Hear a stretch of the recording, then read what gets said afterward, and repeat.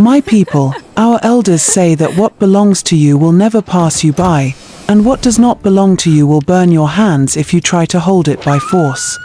This is the story of how jealousy booked a first-class ticket to disgrace in the United Kingdom. In the busy city of Port Harcourt, where the streets were always alive with noise and movement, lived a quiet girl named Daisy. Daisy was only 10 years old when the world became too quiet. Before that, her life had been full of laughter. Her mother used to sing while cooking, and her father always came home with stories that made her smile. Their small home was never rich, but it was warm, and that was enough. Then one rainy evening, everything changed. A terrible accident took both her parents away. People came and went. Neighbors whispered. Relatives shook their heads. Daisy sat in a corner, holding her small bag, staring at the door as if her parents would walk in again. But they never did. That was how she came to live with her aunt, Evie. At first, Aunt Evie sounded kind. She told everyone, "Don't worry, I will take care of her. She is my sister's child." People praised her. They said she had a good heart. Daisy believed it too. But kindness, Daisy would later learn, is not always real. Aunt Evie lived in a bigger house than Daisy had ever seen. It had shining tiles, a generator that never failed, and a big television in the sitting room. Daisy thought maybe her life would get better. But things quickly became different. Evie had a daughter named Ruby. Ruby had everything Daisy did not. While Daisy wore old clothes that didn't quite fit, Ruby had new dresses every month. While Daisy ate last, Ruby was served first. And while Daisy woke up early to sweep, wash plates, and clean the house, Ruby spent her mornings watching TV or chatting on her phone. The biggest difference was school. Daisy was sent to a crowded public school down the road. The classrooms were hot, the desks were broken, and sometimes teachers didn't even come. But Daisy didn't complain. She loved learning. No matter how hard things were, she paid attention. She read every book she could find. She asked questions. She stayed after class just to understand things better. Ruby, on the other hand, went to a private school. Her school had air-conditioned classrooms, smart boards, and neat uniforms. She was driven there every morning. Aunt Evie would proudly say, "My daughter must have the best." Daisy never asked for the same. She already knew the answer. At night, when everyone was asleep, Daisy would sit by the window with a small lamp and read her books. Sometimes, she whispered to herself, "I will make it one day." She didn't know how, but she believed it. Even when Aunt Evie shouted at her. Even when Ruby mocked her. Even when she was treated like she didn't belong. Daisy held on to hope. One afternoon, something unexpected happened. Ruby came home talking loudly about a competition in her school. "It's a big one," she said proudly. "Only the best students can join. The winner gets a scholarship to study abroad." Imagine, abroad. Aunt Evie's eyes lit up. "My daughter will win it," she said confidently. "Of course, you will." Daisy was in the corner, quietly washing plates. She listened carefully but said nothing. Later that evening, one of Ruby's school teachers visited. She explained that the competition allowed a few external participants, including exceptionally bright students from other schools. That was how Daisy's name came up. Her teachers from the public school had recommended her. At first, Aunt Evie refused. "How can she compete with my daughter?" she said sharply. But the teacher insisted. "Let her try. It costs nothing." After much hesitation, Evie agreed, but not because she believed in Daisy. She wanted to prove that Ruby was better. The competition day came. Daisy wore her simplest dress and borrowed shoes that were slightly too big. Ruby arrived looking perfect, confident, and proud. When the questions started, The room fell silent. Daisy's heart beat fast, but her mind was calm. She answered carefully. She remembered everything she had studied at night. She focused, ignoring the whispers, the stares, and even Ruby's presence. Hours later, the results were announced. 3rd place. 2nd place. Then came the winner. Daisy. For a moment, the world stopped. Daisy couldn't believe it. She had won. The prize. A full scholarship to study abroad at one of the most respected universities in the world. People clapped. Teachers smiled. Some students looked shocked. Ruby stood frozen. And Aunt Evie. Her smile disappeared. On the way home, no one spoke. Daisy held the certificate tightly in her hands. It felt like a dream. But beside her, Evie's silence was heavy. When they got home, everything changed. That scholarship, Evie said slowly, her voice cold, should have been Ruby's. Daisy looked down, confused. But I worked hard. Are you saying my daughter did not? Evie snapped. Daisy quickly shook her head. No, Ma. Ruby turned away, her face filled with anger and embarrassment. From that moment, the house grew darker. The little kindness Daisy thought existed vanished completely. And deep inside Aunt Evie's heart, something dangerous began to grow. Jealousy.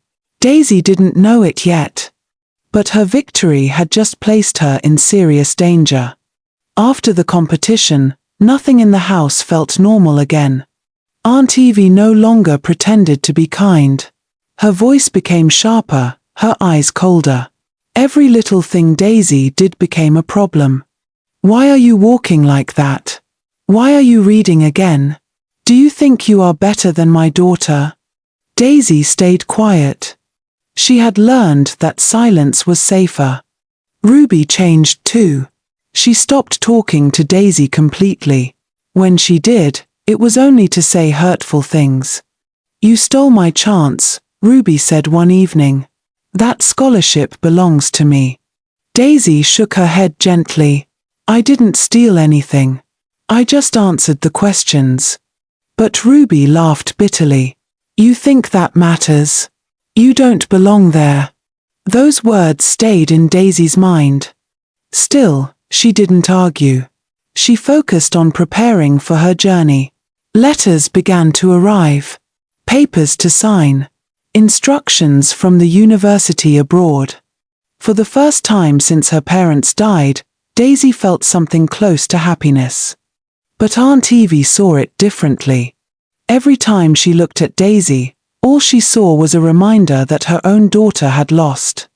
And slowly, quietly, she began to plan something terrible. One Saturday morning, Aunt Evie called both girls. Her voice sounded different, soft, almost cheerful. Get ready, she said. We are going out. Daisy was surprised. Out? Where, Ma? To the zoo, Evie replied with a smile. Let's have some fun before you travel. Daisy's heart lifted. She had never been to a zoo before. For a moment, she forgot everything, the harsh words, the cold looks, the tension in the house. She thought maybe, just maybe, things were getting better. Ruby didn't say much. She just watched quietly. There was something strange in her expression, but Daisy didn't notice. The zoo was large and lively. Children ran around laughing. Families took pictures. Animals moved behind fences and glass walls. Daisy's eyes widened with excitement. She saw monkeys jumping from tree to tree, lions resting lazily, colorful birds flying from one place to another. It felt like a different world. Thank you, Ma, Daisy said sincerely. I've never seen anything like this. Aunt Evie smiled. But it wasn't a warm smile. Enjoy yourself, she said. For hours, they walked around. They ate snacks, took pictures, and pretended to be a happy family. But as time passed, The crowd began to thin. The sun slowly moved lower in the sky. And then, Aunt Evie spoke again. "Daisy, come with me," she said. "There's something special I want to show you." Daisy followed without hesitation. She trusted her. They walked away from the main area of the zoo. The noise faded behind them. The path became quieter, emptier. Daisy began to feel uneasy. "Ma, where are we going?" she asked softly. "Just a little further," Evie replied. They reached a part of the zoo that looked different. It was not open to visitors. The fences were older, and the area was strangely silent. Daisy stopped walking. "Ma, I don't think we're supposed to be here." Aunt Evie turned slowly. Her face had changed. There was no smile anymore. Only something dark. "You should have known your place," she said quietly. Daisy frowned, confused. "Ma." Before she could say another word, Evie pushed her. Everything happened so fast. Daisy felt the ground disappear beneath her feet. She screamed as she fell into a deep pit. Her body hit the ground hard. Pain shot through her leg, and for a moment, she couldn't breathe. Above her, she saw Aunt Evie looking down. Their eyes met. "Please," Daisy cried. "Ma, help me." But Evie didn't move. "Instead," she said coldly, "that scholarship was never yours." And then, she turned and walked away. Daisy's heart pounded wildly. Her hands trembled as she tried to sit up. "Help! Somebody help!" she shouted. But no one answered. The place was too far from the main area. No one could hear her. Tears filled her eyes. Her own aunt had just left her there. Left her to, what? To die. Then suddenly, she heard a sound behind her. A slow, heavy movement. Daisy froze. Her breathing stopped. She turned slowly, and saw it. A giraffe. It stood tall, its long neck stretching high above her. Its large eyes looked down at her calmly. For a moment, Daisy was too scared to move. She had fallen into an animal pit. "This is how I die," she whispered weakly. But something strange happened. The giraffe did not attack. It didn't move aggressively. Instead, it stepped closer, slowly, gently. Daisy held her breath. The animal lowered its long neck toward her. Closer. Closer. Then, softly, it nudged her. Daisy blinked in confusion. Again, the giraffe moved its neck, this time pushing lightly against her side as if trying to lift her.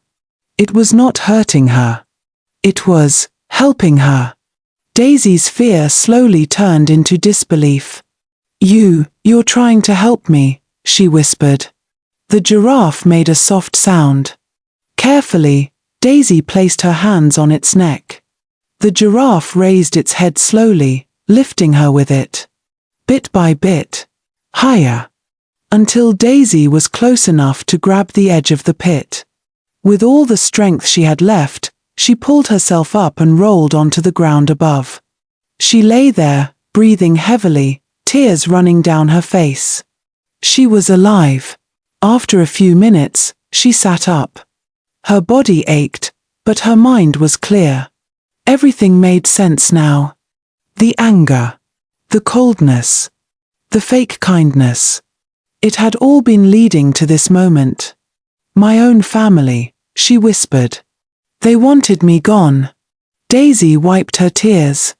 Something inside her had changed. The quiet, patient girl was still there. But now, she understood the truth. And she would not stay silent anymore. Without wasting time, Daisy stood up.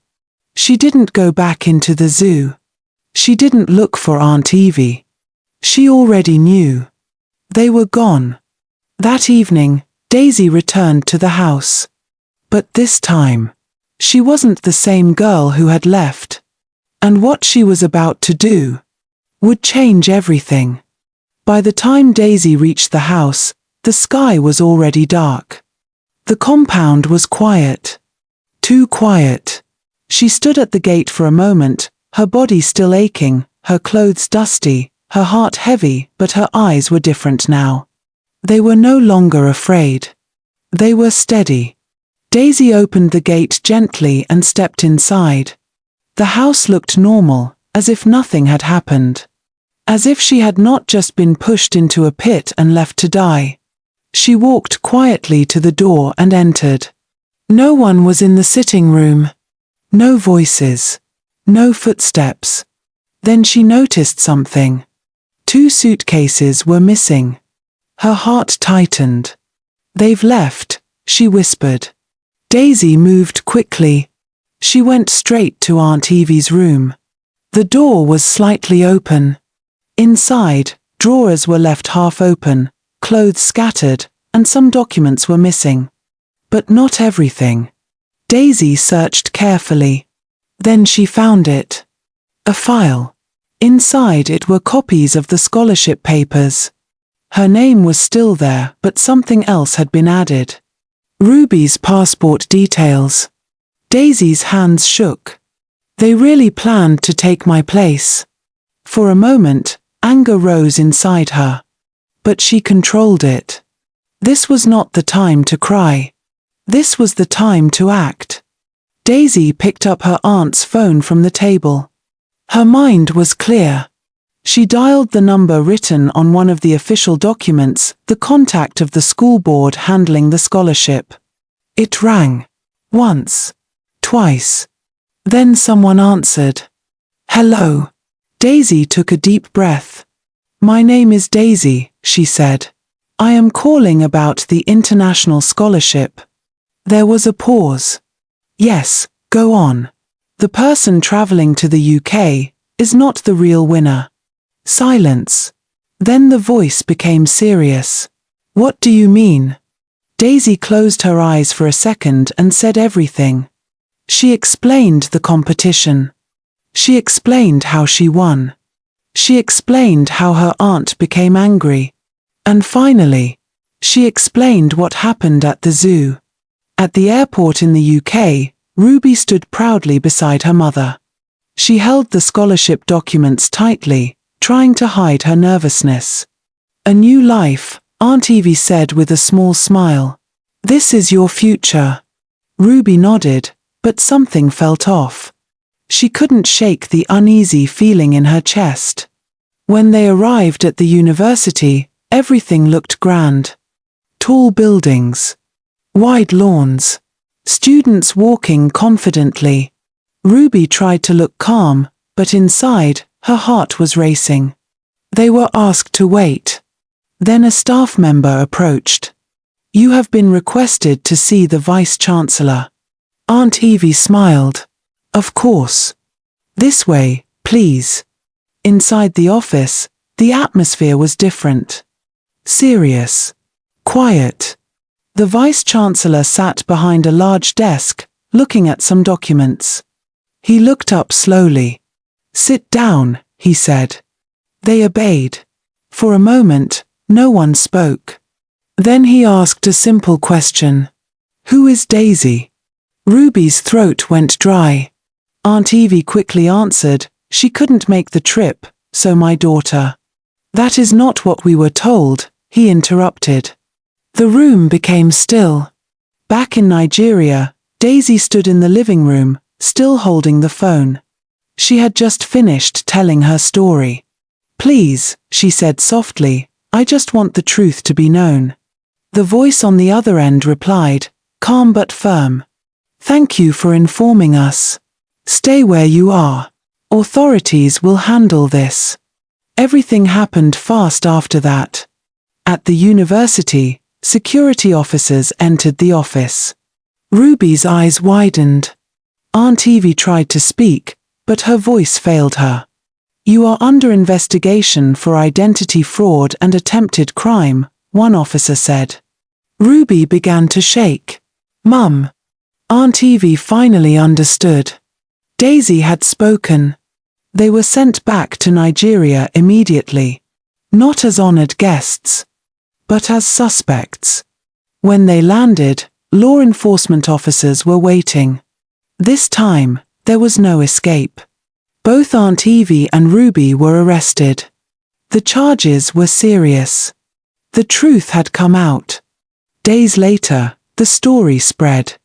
People who once praised Aunt Evie now shook their heads in disappointment. How could she do that to her own niece? Because of jealousy. It's wickedness.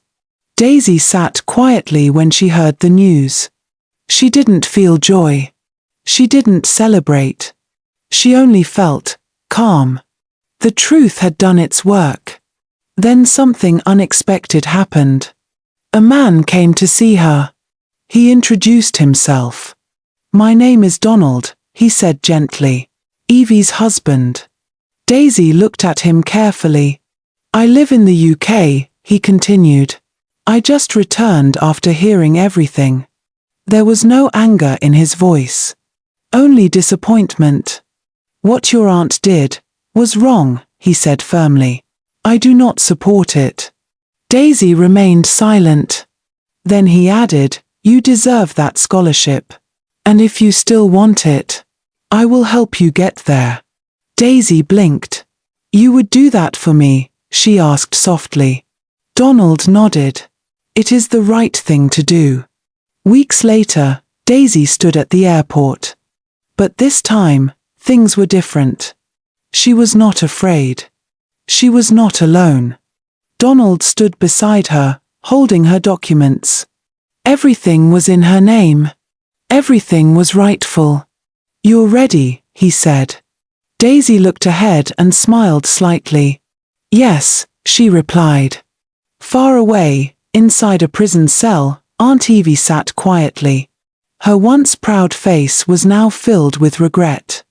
Ruby sat beside her, silent, her eyes swollen from crying. "We made a mistake," Ruby whispered. Aunt Evie closed her eyes. "No," she said slowly. "We made a choice. But it was too late." As the plane lifted into the sky, Daisy looked out the window. The clouds stretched endlessly before her. For the first time in a long while, she felt free. Her journey was just beginning. And this time, no one would take it away from her. Thanks for staying with us till the end of the story. Was the story interesting? Please kindly share your thoughts on the comments section. Don't forget to like and subscribe for more interesting stories with life lessons. See you on our next video. Thanks family of Tale Forge.